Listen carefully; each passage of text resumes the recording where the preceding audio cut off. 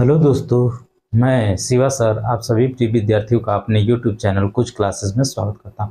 जैसा कि हम लोग रेगुलर बेसिस पे एक एएलपी का सीरीज और एक एनटीपीसी का सीरीज चला रहे हैं, ठीक है। तो आज जो है ये एनटीपीसी का ये 10वां सीरीज है। तो चलिए आइए समय को ना व्यतीत करते हुए अपनी तैयारी को जबरदस्त तरीके से करते हैं, साइंस की तैयारी, ठीक है। तो चलिए आइए शुरू करते हैं आज का पहला प्रश्न, ठीक है। तो देखते हैं आज का पहला प्रश्न क्या कह रहा है, ठीक है। आज का पहला प्रश्न कह रहा है एक संतृप्त हाइड्रोकार्बन है, एक असंतृप्त हाइड्रोकार्बन है, एक असंतृप्त हाइड्रोकार्बन। तो क्या है एक असंतृप्त, जिसको हम लोग इथाइल बोलते हैं। क्या बोलते हैं? इथाइल। इथाइल इथाइल जो है ये एक क्या है, एक असंतृप्त हाइड्रोकार्बन है। अब थोड़ा सा इस क्वेश्चन का आंसर मिल गया हमको इथाइल, ठीक है। तो थोड़ा सा हाइड्रोकार्बन के बारे में डिस्कस करते हैं। हाइड्रोकार्बन, ठीक है। तो हाइड्रोकार्बन जो है, ठीक है, हाइड्रोकार्बन, ठीक है। तो हाइड्रोकार्बन क्या होता है कि कार्बन और, ठीक है, कार्बन और हाइड्रोजन, कार्बन और हाइड्रोजन के यौगिकों को यौगिकों को क्या कहते हैं? कार्बन और हाइड्रोजन के यौगिकों को हम लोग हाइड्रोकार्बन कहते हैं, ठीक है। इसका जो प्राकृतिक स्रोत होता है वो क्या होता है? प्राकृतिक स्रोत। इसका प्राकृतिक स्रोत जो है वो क्या है, ठीक है। प्राकृतिक स्रोत पेट्रोलियम है। क्या है? पेट्रोलियम है। पेट्रोलियम है, ठीक है। जो कच्चा, ठीक है, कच्चा तेल जिसको बोला जाएगा, ठीक है, जो कच्चा तेल, ठीक है, कच्चा तेल के रूप में पेट्रोलियम को प्राप्त किया जाता है। ये हाइड्रोकार्बन का सोर्स होता है, ठीक है, सोर्स होता है, स्रोत होता है, ठीक है। अब थोड़ा सा डिस्कस करते हैं इसके किसके बारे में, कि हाइड्रोकार्बन के 3 प्रकारों के बारे में। हाइड्रोकार्बन के 3 प्रकार, ठीक है, 3 प्रकार, ठीक है, 3 प्रकार। पहला इसका प्रकार क्या है? संतृप्त है। क्या है? संतृप्त। दूसरा इसका क्या है? असंतृप्त।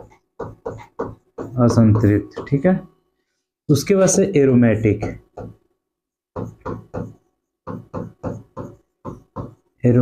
ठीक है। अब थोड़ा सा हम लोग देखते हैं कि संतृप्त क्या होता है, ठीक है, संतृप्त क्या होता है, ठीक है। हाइड्रोकार्बन के टाइप है, तो हाइड्रोकार्बन के बारे में हम लोग समझ गए, कार्बन और हाइड्रोजन के यौगिकों को हम लोग क्या बोलते हैं? हाइड्रोकार्बन। अब संतृप्त के बारे में समझते हैं। तो देखिए संतृप्त क्या होता है, संतृप्त में एकल बंध पाए जाते हैं। क्या पाए जाते हैं? एकल बंध पाए जाते हैं। लेकिन जो असंतृप्त होता है इसमें पाए जाते हैं द्विबंध, ठीक है, द्विबंध और त्रिबंध पाए जाते हैं। क्या पाए जाते हैं? त्रिबंध पाए जाते हैं, ठीक है, त्रिबंध पाए जाते हैं। देखिए जो एकल बंध होता है इसके कार्बन कार्बन के बीच क्या होता है? कार्बन कार्बन के बीच एकल बंध होता है। लेकिन जो द्विबंध होता है इसमें क्या होता है? कार्बन कार्बन के बीच डबल बंध होता है, ठीक है। और जो त्रिबंध होता है इसमें क्या होता है कि कार्बन कार्बन के बीच ट्रिपल बंध होता है, ठीक है। बात समझ में आया? तो ये होता है इसका मतलब, ठीक है। अब ये होता है, अब देखिए संतृप्त में क्या होता है? ये होता है एल्केन। क्या होता है? एल्केन। ये होता है एल्कीन। ये क्या होता है? एल्कीन, ठीक है। त्रिबंध वाला क्या होगा? ये होता है एल्काइन। ठीक है, एल्काइन। बात समझ में आया? एल्कीन का जो सूत्र होता है ये क्या होता है? CnH2n+2 होता है, जो ये 2 है, ठीक है। एल्कीन का जो सूत्र होता है ये क्या होता है? CnH2n, ठीक है। ये जो एल्काइन होता है ये क्या होता है? CnH2n-2 होता है, ठीक है।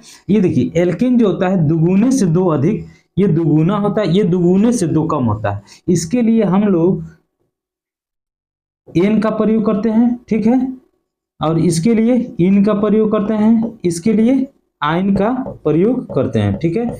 जिसके अंत में n आएगा वो क्या कहलाएगा? संतृप्त हाइड्रोकार्बन में होगा। जिसके अंत में इन होगा वो डबल बॉन्ड होगा, द्विबंध वाला होगा, ठीक है, असंतृप्त होगा। जिसके बीच में जिसके अंत में आयन आएगा वो क्या होगा?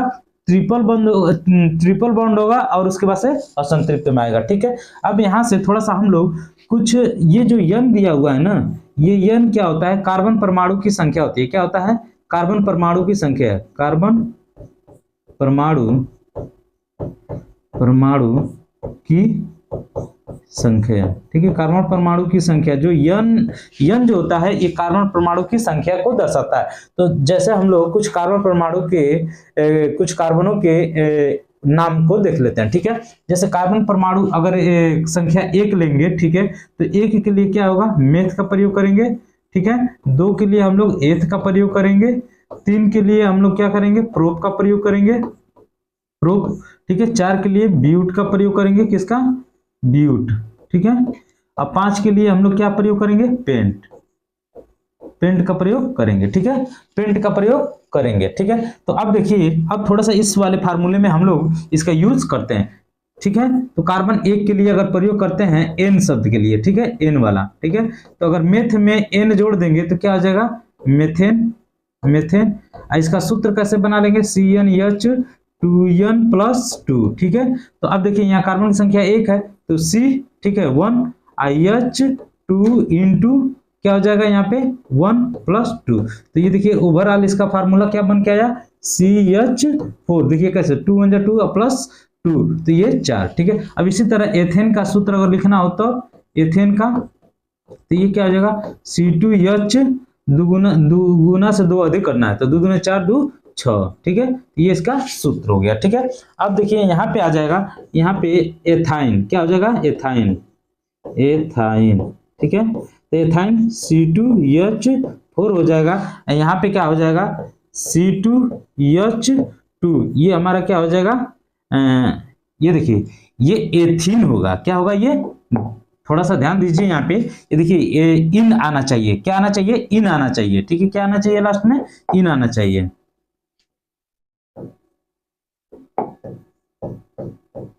एथीन, ठीक है।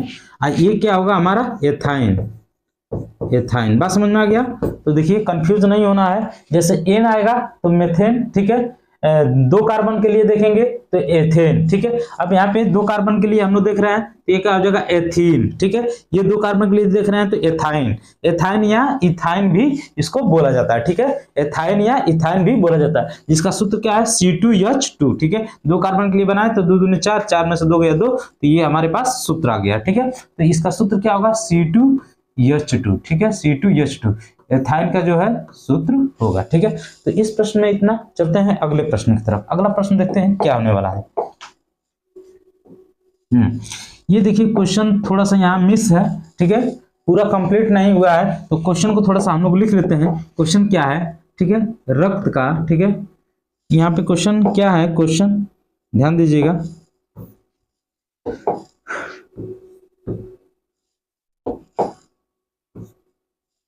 क्वेश्चन है रक्त का कौन सा घटक भोजन, कार्बन डाइऑक्साइड और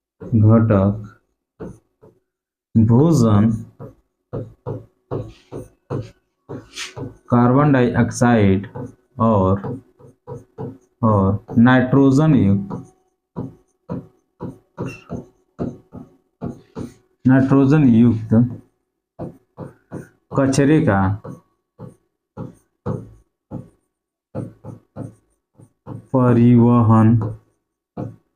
परिवहन करता है,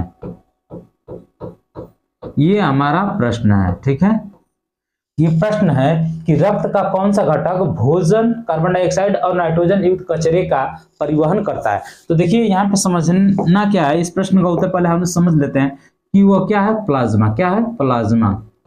प्लाज्मा जो है ये नाइट्रोजन युक्त और भोजन और कार्बन डाइऑक्साइड कचरे के क्या करता है, बाहर फेंकता है, ठीक है, बाहर करता है ये, ठीक है। अब थोड़ा सा यहाँ पे आया हुआ रक्त, तो थोड़ा सा रक्त के बारे में हम लोग पढ़ते हैं, ठीक है। रक्त के बारे में, मानव रक्त, किसके बारे में, मानव रक्त। मानव जो रक्त होता है ये क्या होता है, ये तरल संयोजी ऊतक होता है, क्या होता है, तरल संयोजी, तरल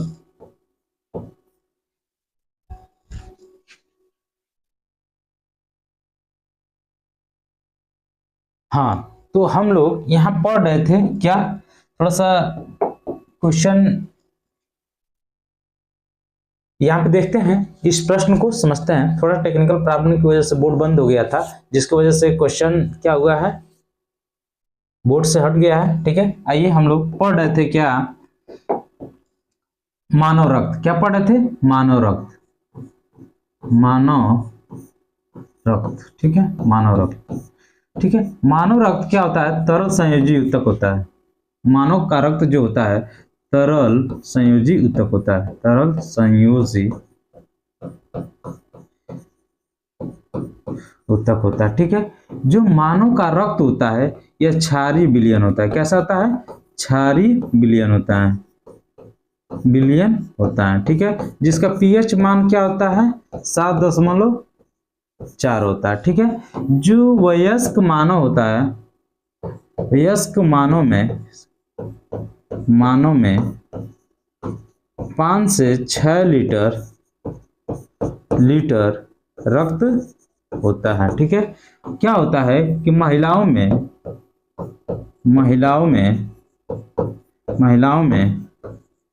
पुरुषों की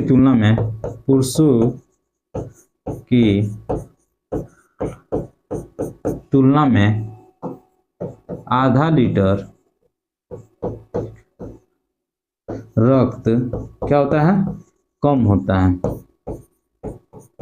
कम होता है। बस समझ में आया कि मानव जो रक्त होता है ये तरल संयोजी ऊतक होता है। मानव का जो रक्त होता है ये क्षारीय विलयन होता है, जिसका पीएच मान 7.4 होता है। जो वयस्क मानव होते हैं उसमें 5 से 6 लीटर रक्त पाया जाता है। महिलाओं में पुरुषों की तुलना में क्या होता है, आधा लीटर रक्त कम होता है। बात समझ में आ गया। अब थोड़ा सा हम लोग यहाँ पे डिस्कस करेंगे क्या, कि जो मानव रक्त होता है ये कितने प्रकार के, 2 प्रकार, मतलब मेनली 2 प्रकार के, ठीक है। पहला प्लाज्मा, और उसके बाद से रुधिराणु, ठीक है। प्लाज्मा जो होता है ये क्या होता है, रक्त का, ठीक है, रक्त का 60% भाग होता है, 60% भाग होता है, ठीक है। ये जो रुधिराणु होता है ये रक्त का शेष 40% भाग होता है, ठीक है। बस समझ में। ये जो प्लाज्मा होता है इस प्लाज्मा में, ठीक है, 90% जल पाया जाता है। कितना परसेंट, 90% जल पाया जाता है, ठीक है। उसके बाद से 7% क्या पाया जाता है, प्रोटीन पाया जाता है। क्या पाया जाता है, प्रोटीन पाया जाता है। और 0.9% जो है ये लवण पाया जाता है। क्या पाया जाता है, लवण पाया जाता है। और जो 0.1% जो होता है ये ग्लूकोज पाया जाता है। क्या पाया जाता है, ग्लूकोज पाया जाता है। बस समझ में आया। जो ये रक्त होता है, रुधिराणु होता है, इसमें आरबीसी, ठीक है, और उसके बाद से डब्ल्यूबीसी, और उसके बाद प्लेटलेट्स, ठीक है, पाया जाता है। आरबीसी को क्या बोलते हैं, लाल रक्त कणिका, लाल रक्त कण, ठीक है। ये होता है श्वेत रक्त कण, ठीक है। ये हमारा क्या होता है, प्लेटलेट बिम्बाणु, क्या होता है, बिम्बाणु होता है, ठीक है। तो ये हमारा इस प्रश्न से रिलेटेड कुछ एनालिसिस था जिसको हम लोग समझे। इस प्रश्न को एक बार और रिपीट कर लेते हैं कि ये रक्त का कौन सा घटक जो भोजन, कार्बन डाइऑक्साइड और नाइट्रोजन युक्त कचरे का परिवहन करता है, तो वो है हमारा क्या है, प्लाज्मा। क्या है, प्लाज्मा, ठीक है, प्लाज्मा है। बस समझ में आ गया। तो इस प्रश्न को, ठीक है, समझ लिया हम लोग अच्छे तरीके से। और चलते हैं अगले प्रश्न की तरफ। अगला प्रश्न देखते हैं क्या है। ये देखिए, ये भी क्वेश्चन बहुत अच्छा सा प्रश्न है। पानी से भरे एक गिलास में रखा गया नींबू गिलास की बगल से देखने पर इसके वास्तविक आकार से बड़ा प्रतीत होता है, इसका कारण क्या है। तो देखिए, इसका कारण ये है प्रकाश का अपवर्तन। क्या है, प्रकाश का अपवर्तन। इस प्रश्न का उत्तर एकदम करेक्ट है, ठीक है। अब इस अपवर्तन आया है, प्रकाश का अपवर्तन, तो थोड़ा सा अपवर्तन की परिभाषा को समझ लीजिए कि क्या होता है। जब आपतित किरण, अभिलंब और अपवर्तित किरण तीनों एक ही समतल में स्थित होते हैं, वो क्या कहलाता है, प्रकाश का अपवर्तन कहलाता है। बस समझ में आ गया कि आपतित किरण, अभिलंब और अपवर्तित किरण तीनों एक ही समतल में क्या होते हैं, स्थित होते हैं, वो क्या कहलाता है, वो कहलाता है अपवर्तन का नियम। अब थोड़ा सा इसके उदाहरण को समझते हैं कि उदाहरण क्या होगा, ठीक है। तो देखिए इस तरह का जो अपवर्तन के उदाहरण होंगे, इसमें 2-3 बात जो है उसको आप ध्यान रखिएगा। क्या ध्यान रखना है कि जैसे मुड़ी हुई, ऊपर उठी हुई, ठीक है, और टेढ़ी, अगर ये शब्द अगर कहीं आपको मिलता है इस प्रकार से, तो समझिए कि वहां पे अपवर्तन का क्या है, उदाहरण होने वाला है। बात समझ में आ गया। तो जैसे क्या कहा जाए कि पानी में डूबा हुआ सिक्का ऊपर उठा हुआ प्रतीत होता है। पानी में डूबा हुआ सिक्का ऊपर उठा हुआ प्रतीत होता है, ये अपवर्तन का नियम है, ठीक है। अपवर्तन की वजह से ऐसा होता है। पानी में तैरती हुई मछली ऊपर उठी हुई प्रतीत होती है, तो ये भी क्या है, अपवर्तन का नियम है, ठीक है। पानी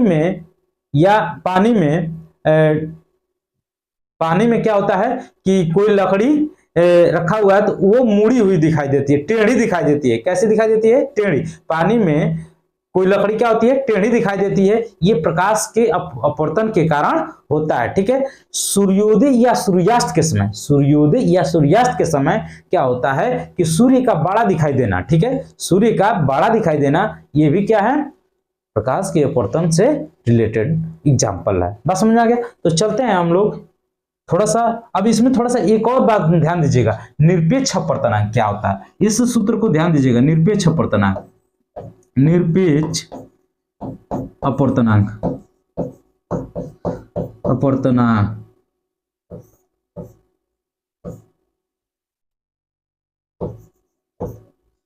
थोड़ा इसको सही से कीजिएगा।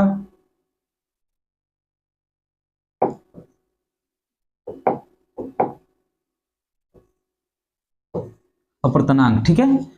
निरपेक्ष अपवर्तनांक क्या होता है, ठीक है, निर्वात में प्रकाश की चाल बटा माध्यम में प्रकाश की चाल, ठीक है। ये क्या होता है, निर्वात में प्रकाश की चाल, निर्वात में प्रकाश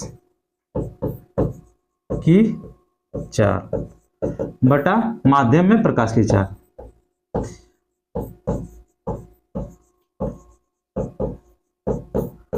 प्रकाश की चाल, ये क्या होता है हमारा, निरपेक्ष अपवर्तनांक होता है। बस समझ में आ गया। निरपेक्ष अपवर्तनांक क्या होता है, निर्वात में प्रकाश की चाल बटा माध्यम में प्रकाश की चाल, ये हमारा क्या कहलाता है,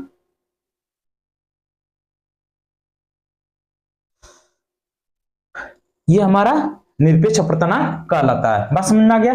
तो हम लोग चलते हैं थोड़ा सा अगले प्रश्न की तरफ। अगला प्रश्न देखते हैं कि क्या है। ये देखिए बेहतरीन सा क्वेश्चन कह रहा है, किसी वस्तु द्वारा उसकी स्थिति या विन्यास द्वारा प्राप्त ऊर्जा को कहा जाता है। तो उसकी प्राप्त ऊर्जा को क्या कहा जाता है, क्या कहा जाता है, ध्यान दीजिएगा, कहा जाता है स्थितिज ऊर्जा। क्या कहा जाता है, स्थितिज ऊर्जा, स्थितिज ऊर्जा, स्थितिज ऊर्जा कहा जाता है। क्या कहा जाता है, स्थितिज ऊर्जा कहा जाता है। अब थोड़ा सा ध्यान देंगे, जो ये स्थितिज ऊर्जा है इसको इंग्लिश में हम लोग पोटेंशियल एनर्जी कहते हैं, जो कि पोटेंशियल एनर्जी का सूत्र होता है mgh। जो m होता है हमारा, ये द्रव्यमान होता है। क्या होता है, द्रव्यमान होता है। g जो होता है ये क्या होता है, गुरुत्वीय त्वरण होता है, गुरुत्वीय त्वरण, ठीक है। जो h होता है ये क्या होता है, ऊंचाई होता है, ठीक है, ऊंचाई होता है, ठीक है, ऊंचाई होता है। बस समझ में आया। अब थोड़ा सा यहाँ पे इसका हम लोग क्या समझते हैं, उदाहरण समझते हैं। तो देखिए स्थितिज ऊर्जा क्या होती है कि जैसे सोफे पे बैठा हुआ व्यक्ति जो होता है, वो जब सोफे पे बैठता है तो क्या होता है, वो नीचे की तरफ धंसा रहता है। तो ये भी स्थितिज ऊर्जा के कारण ही होता है, ठीक है। जब कोई व्यक्ति किसी पत्थर को अपने हाथ में पकड़ा हुआ होता है तो उस समय भी वहां पे स्थितिज ऊर्जा होती है। छत से लटका हुआ पंखा भी क्या होता है, स्थितिज ऊर्जा का उदाहरण होता है। बात समझ में आ गया। उसके बाद से क्या होता है कि दबा हुआ गद्दा भी क्या होता है, स्थितिज ऊर्जा का उदाहरण होता है। अब थोड़ा सा हम लोग चलते हैं अगले प्रश्न की तरफ। अगला प्रश्न देखते हैं क्या है। आधुनिक आवर्त सारणी में पहले धातु तत्व क्या है। तो थोड़ा सा हम कुछ धातु तत्वों को भी, मतलब कुछ पीरियोडिक टेबल के कुछ तत्वों को भी यहाँ समझेंगे, लेकिन पहले इस प्रश्न का उत्तर समझ लेते हैं, ठीक है। इस प्रश्न का उत्तर क्या होने वाला है, ठीक है। इस प्रश्न का जो उत्तर है वो लिथियम है। क्या है, लिथियम, लिथियम, ठीक है। क्या है, लिथियम इस प्रश्न का उत्तर है। क्या है, लिथियम,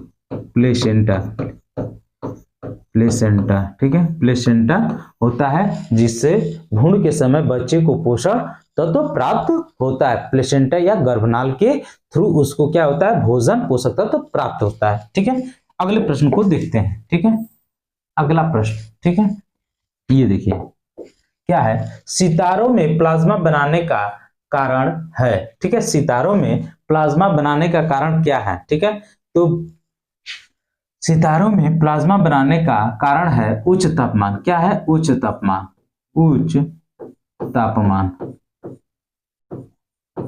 तापमान, ठीक है, उच्च तापमान जो सितारों में प्लाज्मा बनाने का मुख्य कारण है वो क्या है, उच्च तापमान। ठीक है, इस प्रश्न का उत्तर, ठीक है, अब जो बोस आइंस्टाइन कंडेंसेट होता है उसमें निम्न तापमान की वजह से प्रक्रियाएं होती हैं। ठीक है, चलते हैं अगले प्रश्न की तरफ। अगला प्रश्न ये देखिए, ये जो प्रश्न दिया है, ओडोमीटर एक ऐसा उपकरण है, यहाँ पे करेक्ट कर लीजिएगा, ये देखिए उपकरण है, उपकरण, ठीक है, उपकरण, ये नहीं होगा। ठीक है, कह रहा ओडोमीटर एक ऐसा उपकरण है जिसका उपयोग गाड़ियों में यहाँ पे स्पेस होगा में मापने के लिए किया जाता है। तो क्या मापने के लिए, ओडोमीटर का जो प्रयोग है, ओडोमीटर, ठीक है, ओडोमीटर का प्रयोग हम लोग दूरी मापने के लिए करते हैं। किसका, दूरी मापने में इसका प्रयोग किया जाता है। ओडोमीटर का प्रयोग दूरी मापने में किया जाता है। ओडोमीटर का प्रयोग किसमें किया जाता है, दूरी मापने में किया जाता है। कुछ यंत्रों के बारे में समझिए, क्या होता है, अल्टीमीटर, अल्टीमीटर क्या होता है, उड़ते हुए विमान की ऊंचाई नापने में, उड़ते हुए विमान की ऊंचाई नापने में अल्टीमीटर का प्रयोग किया जाता है। रेन गेज क्या होता है, रेन गेज, ठीक है, रेन गेज क्या होता है, वर्षा मापी होता है, वर्षा मापी होता है। ये क्या होता है, वर्षा मापी होता है। रेन गेज जो होता है, रेन गेज क्या होता है, वर्षा मापी होता है जो वर्षा को मापता है। ठीक है, अब हम लोग थोड़ा सा देखते हैं अगले प्रश्न को। ठीक है, अगला प्रश्न क्या है, ये देखिए, ये जो प्रश्न है ये कई पेपरों में रिपीट हुआ है। ठीक है, कह रहा है प्रोस्टेट ग्रंथि किसके नीचे मौजूद होता है। तो देखिए इस प्रश्न का जो उत्तर है, ठीक है, प्रोस्टेट ग्रंथि किसके नीचे मौजूद होता है, तो ये मूत्राशय के नीचे स्थित होता है। क्या होता है, मूत्राशय, मूत्राशय के नीचे ये अवस्थित होता है। ठीक है, मूत्राशय के नीचे ये अवस्थित है। प्रोस्टेट ग्रंथि किसके नीचे मौजूद होता है, तो मूत्राशय के नीचे ये अवस्थित होता है प्रोस्टेट ग्रंथि। अब थोड़ा सा मूत्राशय आया, तो मूत्राशय में मूत्र में पीला रंग किसके कारण होता है, इक्रोम नामक वर्ण के कारण मूत्र का पीला रंग होता है। ठीक है, मूत्र का पीला रंग किस वर्ण के कारण होता है, तो यूक्रोम नामक वर्ण के कारण होता है। मूत्र स्राव के बढ़ जाने के कारण क्या होता है, ड्यूरेसिस होता है। मूत्र स्राव के बढ़ने का कारण क्या होता है, ड्यूरेसिस होता है। बस समझ में आया, ड्यूरेसिस होता है। प्रोस्टेट ग्रंथि जो होती है वो स्रावित क्षारीय द्रव स्रावित करता है। जो प्रोस्टेट ग्रंथि है ये क्या करता है, लिक्विड टाइप का, मतलब क्षारीय द्रव स्रावित करता है। प्रोस्टेट ग्रंथि जो होता है क्षारीय द्रव को क्या करता है, स्रावित करता है। वो क्या होता है, वीर्य होता है। बस समझ में आ गया। तो अब ये आज का आखिरी और अंतिम प्रश्न था। मिलते हैं अगले सीरीज में। Thank you.